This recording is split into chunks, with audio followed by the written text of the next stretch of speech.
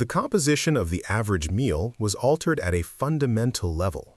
This new composition arrived packaged as a neutral feature of modern life. Its full effect would not be apparent for years. This was just one adjustment in a series of many. By the early 1960s, the American diet had already begun its transformation. Packaged goods were appearing in households that had previously relied on raw ingredients. Flour in paper sacks was replaced by cake mixes in boxes. Fresh milk delivered in glass bottles gave way to cartons that could sit longer. Vegetables that once required washing, peeling, and chopping could now be opened from a can. These weren't presented as compromises, they were presented as improvements. The language used to describe this shift was careful. Terms like convenience and modern living appeared frequently in advertising, in magazines, in conversations between neighbors.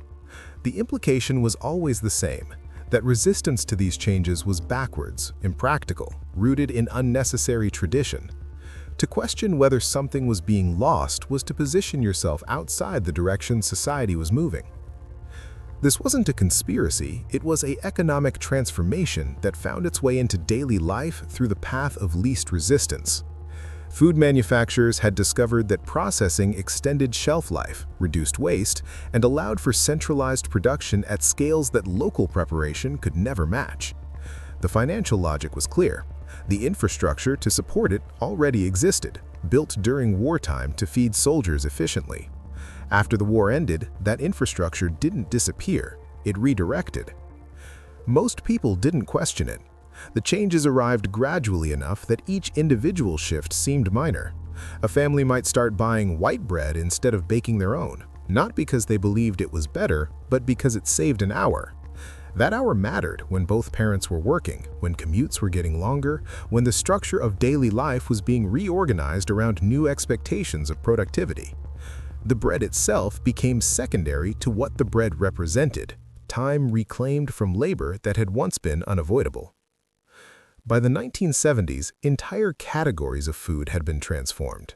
Breakfast cereals, which had been relatively simple combinations of grains, sugar, and milk, had become complex products with ingredient lists that required translation. Snack foods that didn't exist a generation earlier were now in every household. Frozen dinners offered complete meals that required only an oven and a timer. The skill set needed to feed a family was shrinking, and with it, the knowledge of what food actually was before it arrived in its final form. This blended into everyday life in a way that made it invisible. Children who grew up in this period had no reference point for comparison. If boxed macaroni and cheese was what appeared on the table, then that was what macaroni and cheese was. If orange juice came from a carton that had been sitting in a refrigerator for weeks, that was what orange juice tasted like. The sensory baseline itself was being rewritten, generation by generation, without anyone needing to acknowledge that it was happening. What made this particularly effective was that it wasn't imposed. No one forced families to purchase processed foods. The choice always appeared to be voluntary. But the structure around that choice was built in a specific direction. Processed foods were cheaper, often significantly so. They were available in every store, while fresh alternatives required more effort to access. They were advertised constantly, while whole foods were not. And crucially, they were designed to taste good in a way that bypassed the complexity of flavor that required skill to create. The science behind this design was deliberate. Food engineers understood that certain combinations of salt, fat, and sugar could create a sensory response that made products compelling to consume repeatedly. This wasn't about nutrition, it was about repeat purchase behavior. A product that tasted aggressively pleasant, that delivered an immediate sensory reward, would be chosen again. And so formulations were adjusted, tested, refined, until they hit a point that researchers called bliss point, the precise balance that maximized appeal. Most people never noticed this at the time. The language of food marketing didn't include terms like engineered or optimized for consumption. What was emphasized instead was freedom. Freedom from labor, freedom from the need for culinary knowledge, freedom from the time-consuming work that previous generations had accepted as unavoidable. The fact that this freedom came with a trade-off wasn't part of the message. And yet the trade-off was there. As processed foods became dominant, the knowledge required to prepare food from raw ingredients began to erode. Skills that had been passed down, how to roast a chicken, how to make a sauce, how to judge ripeness, how to balance flavors, started to seem unnecessary. Why learn to make bread when bread was available for less than $1? Why learn to cook beans when canned beans opened in seconds? The practical case for traditional cooking was weakening with every product that promised equivalent results for less effort. By the 1980s, the transformation was nearly complete. The average American supermarket carried tens of thousands of products, the majority of which had been processed in some way. The produce section, which in an earlier era would have been the center of a food market, was now a small fraction of available space. Entire aisles were dedicated to variations of the same core ingredients: corn, wheat, soybeans, reconfigured into different shapes, flavors, and packaging.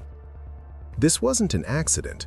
Agricultural policy had subsidized the production of specific crops at industrial scale, making them extraordinarily cheap as raw materials. Corn syrup became cheaper than sugar, soybean oil became cheaper than butter, wheat flour became cheaper than almost any alternative grain. Food manufacturers responded rationally to these price signals, building product lines around the ingredients that cost the least. The result was a food system organized around economic efficiency, not nutritional value. The real impact appeared years later. Patterns that had been set in childhood persisted into adulthood. A generation raised on processed foods grew up without the sensory framework to prefer anything else. Vegetables that didn't come pre-seasoned tasted bland. Meals that required more than 15 minutes felt unreasonable. The expectation of immediate, intense flavor became normalized, and foods that didn't deliver it seemed inadequate. This shaped more than just taste. It shaped the entire relationship people had with eating. Food became something to consume quickly, between other activities, rather than something that required attention. Meals eaten in front of screens, in cars, while working became standard. The ritual aspect of eating, the gathering, the preparation, the shared focus, began to disappear for many families, replaced by a more isolated, transactional approach. By the time consequences were visible, habits were already set. The rise in obesity rates, the increase in metabolic disorders, the proliferation of food-related health conditions, all of these became topics of public concern by the 1990s, but the conversation around them rarely pointed to the structural changes that had made them possible. Instead, responsibility was placed on individuals.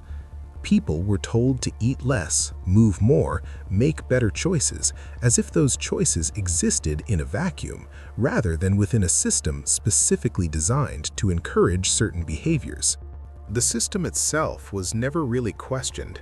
The food industry had become too large, too integrated into the economy, too normalized in daily life. Suggesting that the entire direction of food production over the past several decades might have been a mistake was too large a claim for most people to accept. It was easier to frame the problem as personal failure than systemic design. What made this particularly difficult to address was that the changes hadn't been hidden.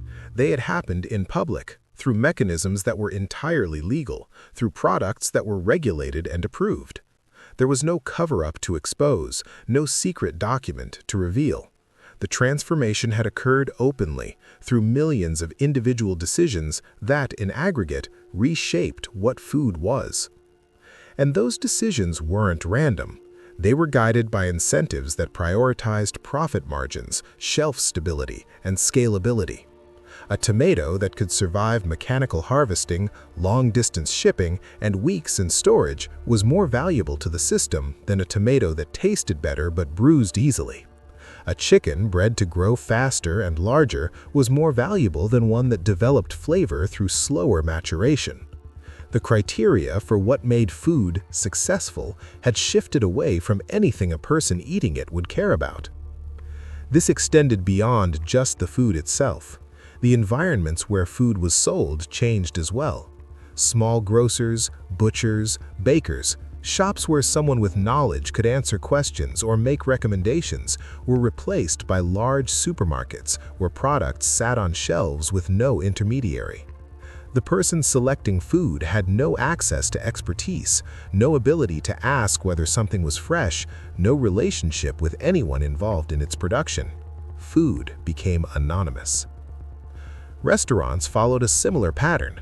Chains expanded rapidly, offering menus that were identical across locations. This required centralized preparation, pre-portioned ingredients, and recipes designed for speed and consistency rather than quality. A meal at one of these establishments delivered the same experience whether you were in Ohio or Arizona, which was precisely the point.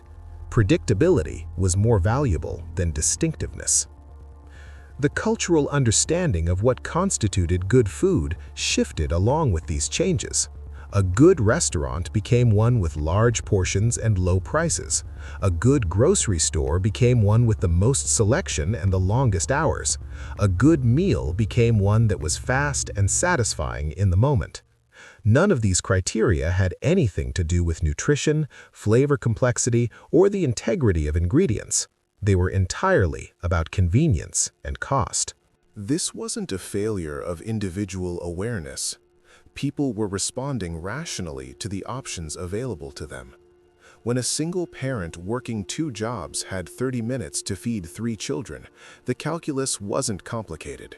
The frozen pizza was cheaper, faster, and more reliably accepted by the children than anything that could be made from scratch in that time frame. The structural conditions made certain choices inevitable. And those structural conditions were reinforced at every level. School cafeterias served processed foods because they were cheaper and easier to manage at scale. Hospital cafeterias did the same. Even institutions ostensibly concerned with health were operating within the same economic framework that prioritized cost over quality. The message sent was consistent. This is normal. This is acceptable. This is what food is. The language around food began to reflect this. Terms like guilty pleasure emerged to describe eating things that tasted good but were understood to be unhealthy. The implication was that pleasure itself was suspect, that the sensory appeal of food was somehow in opposition to its nutritional value. This framing obscured the fact that for most of human history, foods that tasted good and foods that were nutritious were the same thing. The split between pleasure and health was a modern creation, a byproduct of engineering foods to be hyper-palatable regardless of their underlying nutritional content. By the early 2000s, awareness of these issues was growing, but the solutions being offered were largely individual. Diets proliferated, each promising a way to navigate the food environment more successfully. Organic products appeared in mainstream stores, marketed as a return to older practices.